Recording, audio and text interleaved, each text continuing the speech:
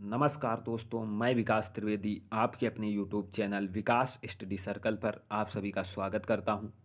दोस्तों, हिस्ट्री की previous class में हम लोग मुग़ल साम्राज्य पर चर्चा कर रहे थे, जिसमें हम लोगों ने मुग़ल साम्राज्य के संस्थापक जहीरुद्दीन मोहम्मद बाबर के बारे में विस्तृत तरीके से दोस्तों चर्चा की थी। दोस्तों, आज उसी क्रम को आगे बढ़ाते हुए आज का हमारा टॉपिक है बाबर का उत्तराधिकारी हुमायूं। उस पर चर्चा करेंगे दोस्तों। तो आज हम लोग हुमायूं पर चर्चा करेंगे। दोस्तों, आप जानते हैं कि इतिहास की दृष्टि से और सभी एग्जामों की भी दृष्टि से मुग़ल साम्राज्य बहुत ही महत्वपूर्ण चैप्टर है। इससे सभी एग्जामों में प्रश्न पूछे जाते हैं। और दोस्तों, तो इसीलिए वीडियो के साथ अंत तक बने रहिएगा और वीडियो को ज़्यादा से ज़्यादा लाइक करें, शेयर करें और चैनल को सब्सक्राइब जरूर करें। दोस्तों, शुरू करते हैं आज का अपना टॉपिक हुमायूं। दोस्तों, हुमायूं के अगर टाइम पीरियड की बात करें तो हुमायूं का टाइम पीरियड जो था वो 1530 ईस्वी से 1540 ईस्वी तक रहा और 1555 से 1556 ईस्वी तक। दोस्तों, हुमायूं जो था उसने दो टाइम पीरियडों में शासन किया था, 1530 से 1540 तक और 1555 से 1556 तक। दोस्तों, आज इसी पर विस्तृत तरीके से चर्चा करेंगे। वीडियो के साथ अंत तक बने रहिएगा। शुरू करते हैं। दोस्तों, बाबर की मृत्यु 26 दिसंबर 1530 ईस्वी को हो जाने के बाद इसका उत्तराधिकारी इसका बड़ा पुत्र हुमायूं हुआ। दोस्तों, आपको ये चीज़ इस लाइन से ये चीज़ पता चल गई, ये हुमायूं कौन था? तो बाबर का उत्तराधिकारी था। और कौन था दोस्तों ये बाबर का? तो बाबर का बड़ा पुत्र था। बाबर की मृत्यु कब हुई दोस्तों? तो 26 दिसंबर 1530 ईस्वी को। ये हमने आपको प्रीवियस क्लास में भी दोस्तों बताया था। और आज दोस्तों हुमायूं पर चर्चा कर रहे हैं। तो हुमायूं दोस्तों ये बाबर का उत्तराधिकारी और बड़ा पुत्र था। उसके बाद आगे देखते हैं दोस्तों नसीरुद्दीन हुमायूं। दोस्तों, हुमायूं का पूरा नाम क्या था? तो नसीरुद्दीन हुमायूं। दोस्तों, ये 29 दिसंबर 1530 ईस्वी को आगरा में 23 वर्ष की अवस्था में सिंहासन पर बैठा। तो हुमायूं दोस्तों 29 दिसंबर 1530 ईस्वी को आगरा में 23 वर्ष की अवस्था में सिंहासन पर बैठा। दोस्तों, गद्दी पर बैठने से पहले हुमायूं बदख्शा का सूबेदार था। दोस्तों, पूछा गया है क्वेश्चन कि गद्दी पर बैठने से पहले हुमायूं कहाँ का सूबेदार था? तो बदख्शा प्रदेश। दोस्तों, ये बदख्शा प्रदेश अभी आगे आपको फिर से मिलेगा, तो बहुत ध्यान से देखना। हुमायूं गद्दी पर, आगरा की गद्दी पर बैठने से पहले कहाँ का सूबेदार था? तो बदख्शा का। उसके बाद दोस्तों आगे देखते हैं कि हुमायूं का जन्म कब हुआ? तो हुमायूं का जन्म 6 मार्च 1508 ईस्वी को काबुल में हुआ था। हुमायूं का जन्म 6 मार्च 1508 ईस्वी में काबुल में हुआ था। दोस्तों, हुमायूं ने बाबर के साम्राज्य का विभाजन अपने भाइयों में किया। दोस्तों, ये बाबर के साम्राज्य का विभाजन हुमायूं ने अपने भाइयों में किया, जो कि हुमायूं के जीवन की दोस्तों सबसे बड़ी गलती थी। तो दोस्तों, हुमायूं के जीवन की सबसे बड़ी गलती क्या थी? कि अपने पिता के साम्राज्य को इसने अपने भाइयों में विभाजित किया। और किस तरीके से विभाजित किया इसके बारे में भी दोस्तों चर्चा करेंगे। और इसमें गलती क्या रही उस पर भी विस्तृत चर्चा करेंगे। वीडियो के साथ बस अंत तक जरूर बने रहिएगा दोस्तों। देखते हैं दोस्तों, हुमायूं ने जब अपने पिता के साम्राज्य को विभाजन किया तो इसने सबसे पहले अपने पास आगरा और दिल्ली का साम्राज्य जो था वो हुमायूं ने अपने पास रखा। और कामरान को, कामरान दोस्तों हमने आपको पिछली क्लास में भी बताया था, आज फिर से बता देते हैं कि बाबर के 4 पुत्र थे, हुमायूं, कामरान, अस्करी और हिंदाल। और एक पुत्री थी गुलबदन बेगम। गुलबदन बेगम दोस्तों एक पुत्री थी इसकी, गुलबदन बेगम। तो दोस्तों बाबर के 4 पुत्र और एक पुत्री थी। इसके पुत्र थे बाबर के हुमायूं, कामरान, हिंदाल और अस्करी। और पुत्री का नाम था गुलबदन बेगम। तो दोस्तों अपने पिता के साम्राज्य को अपने भाइयों में विभाजित हुमायूं ने कैसे किया? हुमायूं ने अपने पास आगरा और दिल्ली का साम्राज्य रखा दोस्तों। कामरान को दोस्तों इसने काबुल और कांधार का साम्राज्य दिया। और ये दोस्तों काबुल कांधार अफगानिस्तान में पड़ते हैं। और अस्करी को दोस्तों इसने संभल प्रदेश की जागीर दी। और हिंदाल को अलवर और मेवाड़ की जागीरें दी। अलवर और मेवाड़ की जागीरें दोस्तों इसने हिंदाल को दी हुमायूं ने। और दोस्तों एक इसका चचेरा भाई था हुमायूं का, सुलेमान मिर्जा। सुलेमान मिर्जा दोस्तों, सुलेमान मिर्जा, सुलेमान मिर्जा हुमायूं का चचेरा भाई था। और इसे इसने दोस्तों बदख्शा प्रदेश की जागीर प्रदान की या बदख्शा प्रदेश दिया दोस्तों। तो बदख्शा प्रदेश, आगरा की गद्दी पर बैठने से पहले वहाँ का सूबेदार कौन था? तो हुमायूं था। और जब दोस्तों इसने बाबर के साम्राज्य का विभाजन किया तब बदख्शा प्रदेश किसे दिया? अपने चचेरे भाई सुलेमान मिर्जा को। उसके बाद दोस्तों आगे देखते हैं।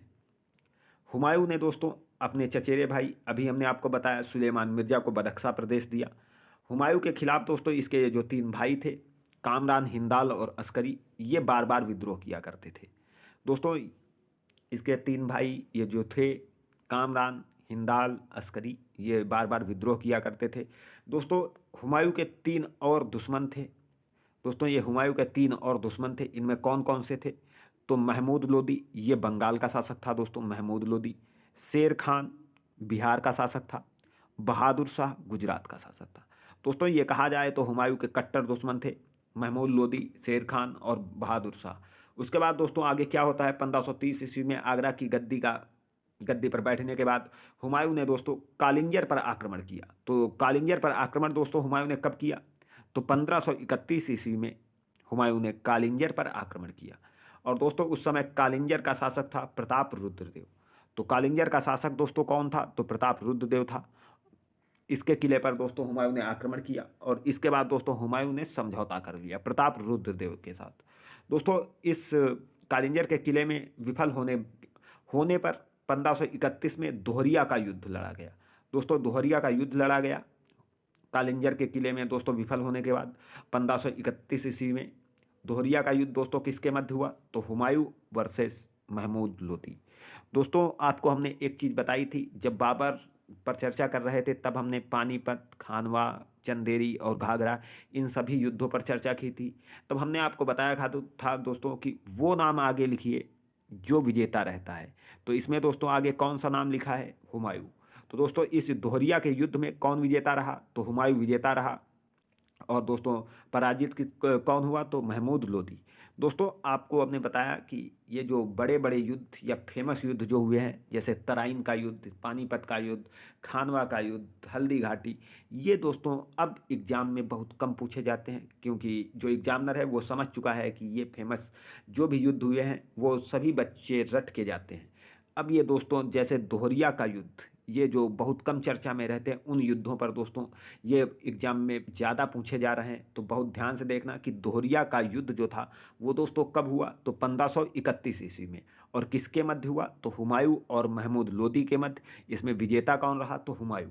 दोस्तों इस युद्ध में हुमायूं ने महमूद लोदी को पराजित करके इसकी हत्या कर दी। तो दोस्तों इस युद्ध में हुमायूं ने विजयी हुआ और इसने महमूद लोदी की हत्या करवा दी। उसके बाद दोस्तों क्या होता है? शेर खां। दोस्तों हमने आपको बताया कि शेर खां बिहार का शासक था। शेर खां वाराणसी में चुनारगढ़ के किले में रहता था। तो शेर खां कहाँ रहता था? तो वाराणसी के चुनारगढ़ किले में शेर खां रहता था। 1532 ईस्वी में हुमायूं ने चुनारगढ़ पर पहला हमला किया। 1532 ईस्वी में हुमायूं ने चुनारगढ़ के किले पर पहला हमला किया और किले को पूरी तरह से घेर लिया। किले को पूरी तरह से 1532 ईस्वी में हुमायूं ने घेर लिया और लगभग 6 माह का समय बीत गया। हुमायूं दोस्तों ये किले को घेरे रहा। लेकिन अब चुनारगढ़ के किले में दोस्तों जो अंदर थे वो अंदर, जो बाहर तो हुमायूं अपनी सेना से घेरे हुए था दोस्तों पूरे चुनारगढ़ के किले को। तो जो अंदर थे दोस्तों उनके राशन खत्म हो जाने के कारण, चुनारगढ़ के किले में दोस्तों राशन खत्म हो जाने के कारण शेर खां ने दोस्तों अपने बेटे कुतुब खां को सेना की एक छोटी टुकड़ी के साथ हुमायूं के पास भेजा और झूठी संधि कर ली। दोस्तों अपने बेटे कुतुब खां को शेर खां ने भेजा हुमायूं के पास छोटी सी टुकड़ी लेकर और उससे झूठी संधि कर ली और हुमायूं की अधीनता स्वीकार कर ली। तो हुमायूं की अधीनता दोस्तों किसने स्वीकार कर ली? तो शेर खां ने स्वीकार कर ली।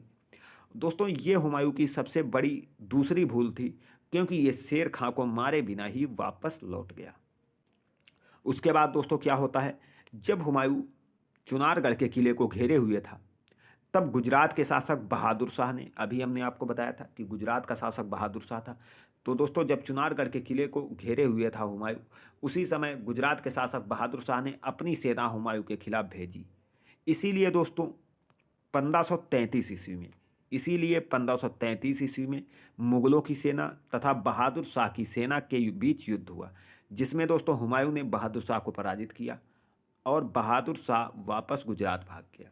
तो दोस्तों 1533 ईस्वी में मुगलों की सेना तथा बहादुर शाह की सेना के मध्य युद्ध हुआ, जिसमें हुमायूं ने बहादुर शाह की सेना को पराजित किया और बहादुर शाह वापस गुजरात भाग गया। उसके बाद दोस्तों इसी के बाद 1533 ईस्वी में हुमायूं ने दीन पनाह नामक नए नगर की स्थापना की। तो दोस्तों ये क्वेश्चन पूछा जाता है कि दीन पनाह नामक नगर की स्थापना किसने की। क्वेश्चन दोस्तों बस इतना ही आता है कि दीन पनाह नामक नगर की स्थापना किसने की। ऑप्शन हमारे होते हैं इस तरीके से: अकबर, जहांगीर, शाहजहां, हुमायूं। तो दोस्तों दीन पनाह नामक नगर की स्थापना हुमायूं ने की। और अगर दोस्तों सन पूछ दे तो बहुत ध्यान से देखना, 1533 ईस्वी में।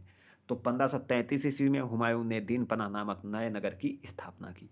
उसके बाद दोस्तों देखते हैं आगे, 1538 ईस्वी में हुमायूं ने दोस्तों दूसरी बार चुनारगढ़ के किले पर आक्रमण कर दिया।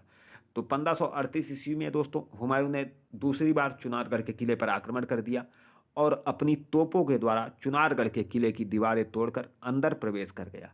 दोस्तों जब हम लोग बाबर पर चर्चा कर रहे थे तब हमने आपको बताया था कि दोस्तों बाबर सर्वप्रथम तोपों का प्रयोग करने वाला शासक बाबर था और दोस्तों उसी का उत्तराधिकारी हुमायूं। तो दोस्तों इसीलिए इसने तोपों से चुनारगढ़ के किले की दीवारों को तोड़कर अंदर प्रवेश कर लिया। लेकिन दोस्तों जब यह हुमायूं अंदर जाता है तो देखता है कि शेर खां वहाँ पहले से ही निकल चुका है या भाग चुका है। तो दोस्तों आगे क्या होता है, तोड़कर दीवारें अंदर चला गया हुमायूं। लेकिन दोस्तों शेर खां वहाँ पहले से ही निकल चुका था और हुमायूं ने चुनारगढ़ के किले पर अधिकार कर लिया। तो दोस्तों चुनारगढ़ के किले पर अधिकार 1538 ईस्वी में हुमायूं ने कर लिया और 40 दिन तक जीत का जश्न मनाता रहा चुनारगढ़ के किले में। कौन? हुमायूं। तो चुनारगढ़ के किले में 40 दिन तक जश्न कौन मनाता रहा? हुमायूं मनाता रहा। और दोस्तों जब हुमायूं चुनारगढ़ के किले से बंगाल की तरफ बढ़ा तब वो दोस्तों बंगाल की तरफ, तो क्योंकि दोस्तों ये बंगाल की तरफ इसलिए बढ़ा क्योंकि इसे पता चला था कि बंगाल में शेर खां पहले से उपस्थित है। मतलब शेर खां बंगाल में था, इसीलिए दोस्तों ये चुनारगढ़ से किले से बंगाल की तरफ बढ़ा। तो दोस्तों आगे क्या होता है, और जब हुमायूं अपनी सेना लेकर दोस्तों जब यह हुमायूं बंगाल की तरफ बढ़ा और अपनी सेना लेकर बंगाल के गौड़ नामक स्थान पर पहुंचा तो उसने देखा कि शेर खां गौड़ को पहले से नष्ट कर चुका था। तो दोस्तों जब यह हुमायूं गौड़ प्रांत पहुंचा, बंगाल के गौड़ प्रांत में, तो इसने देखा कि गौड़ को पहले ही शेर खां नष्ट कर चुका है। और यहाँ पर दोस्तों मोस्ट इम्पॉर्टेंट दोस्तों ये लाइन है कि यहाँ पर हुमायूं ने लाशों के ढेर देखे और उस स्थान को जन्नताबाद कहा। तो जन्नताबाद किस स्थान को? तो बंगाल के गौड़ नामक स्थान को दोस्तों जब शेर खां ने दोस्तों नष्ट कर दिया तो उसी स्थान को दोस्तों जन्नताबाद कहा किसने? हुमायूं ने। उसके बाद दोस्तों आगे क्या होता है, और जब दोस्तों बंगाल से अपनी थकी हुई सेना लेकर हुमायूं वापस लौट रहा था तो बिहार में बक्सर के पास चौसा नामक स्थान पर दोस्तों जब बंगाल से अपनी थकी हुई सेना लेकर हुमायूं वापस लौट रहा था तो बिहार में बक्सर के पास चौसा नामक स्थान पर शेर खां अपनी सेना लेकर हुमायूं का इंतजार कर रहा था। तो दोस्तों हुमायूं का इंतजार कहाँ पर शेर खां कर रहा था? तो बिहार में बक्सर के पास चौसा नामक स्थान पर। तो दोस्तों उसके बाद क्या होता है, 1539 ईस्वी में चौसा का युद्ध हुआ। और ये चौसा का युद्ध दोस्तों किसके मध्य हुआ? तो शेर खां वर्सेस हुमायूं, शेर खां और हुमायूं के मध्य हुआ। दोस्तों मोस्ट इंपॉर्टेंट है, बहुत परीक्षाओं में पूछा भी गया है कि चौसा का युद्ध कब हुआ, किसके मध्य हुआ, और दोस्तों इसमें कौन विजेता रहा ये आप लोग समझ गए होंगे कि आगे किसका नाम लिखा है, तो शेर खां। तो दोस्तों 1539 ईस्वी में चौसा का युद्ध हुआ और इस युद्ध में दोस्तों शेर खां विजयी हुआ और हुमायूं पराजित हुआ। दोस्तों 1539 में चौसा के युद्ध में शेर खां ने हुमायूं को पराजित कर दिया और शेर शाह की उपाधि धारण की। तो दोस्तों ये शेर खां कौन था ये आप लोग समझ चुके होंगे कि शेर खां दोस्तों इसने चौसा के युद्ध में हुमायूं को पराजित किया और शेर शाह की उपाधि धारण की। उसके बाद दोस्तों आगे देखते हैं, हुमायूं ने दोस्तों अपनी जान बचाकर गंगा नदी में घोड़े सहित कूद गया। तो दोस्तों चौसा के युद्ध में हुमायूं जब पराजित हो गया तो ये अपनी जान बचाकर गंगा नदी में घोड़े सहित कूद गया और निजाम नामक नाविक या भिस्ती के द्वारा इसको बचा लिया गया। दोस्तों जब ये जान बचाकर गंगा नदी में घोड़े सहित कूद गया तो एक निजाम नामक नाविक या भिस्ती ने इसको बचा लिया और हुमायूं भागकर आगरा पहुंच गया। तो दोस्तों आगरा हुमायूं भागकर पहुंच गया। और दोस्तों उसके बाद क्या होता है, जिस निजाम ने दोस्तों इसकी जान बचाई थी उस निजाम को सम्मानित करने के लिए हुमायूं ने निजाम को एक दिन का बादशाह बनाया। तो दोस्तों ये निज़ाम को एक दिन का बादशाह किसने बनाया? तो हुमायूं ने बनाया। और किस लिए बनाया था? कि इसी निज़ाम ने दोस्तों इसकी जान बचाई थी जब चौसा के युद्ध से ये दोस्तों गंगा नदी में कूद गया था। तो दोस्तों इसीलिए इसने हुमायूं ने इस निज़ाम को सम्मानित करने के लिए एक दिन का बादशाह निज़ाम को बनाया। और दोस्तों इसी निज़ाम ने ही चमड़े के सिक्के चलवाए। तो दोस्तों चमड़े के सिक्के किसने चलवाए? तो निज़ाम ने चलवाए। दोस्तों अब इसके आगे हुमायूं के बारे में जो बिलग्राम का युद्ध हुआ और भी जो भी कालक्रम हुमायूं से संबंधित है या जितने भी क्वेश्चन मोस्ट इम्पॉर्टेंट क्वेश्चन या बनते हैं हुमायूं से, उन पर चर्चा दोस्तों अगली क्लास में करेंगे।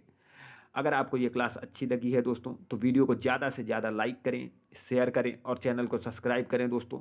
मिलते हैं अगली क्लास में, तब तक के लिए धन्यवाद। जय हिंद।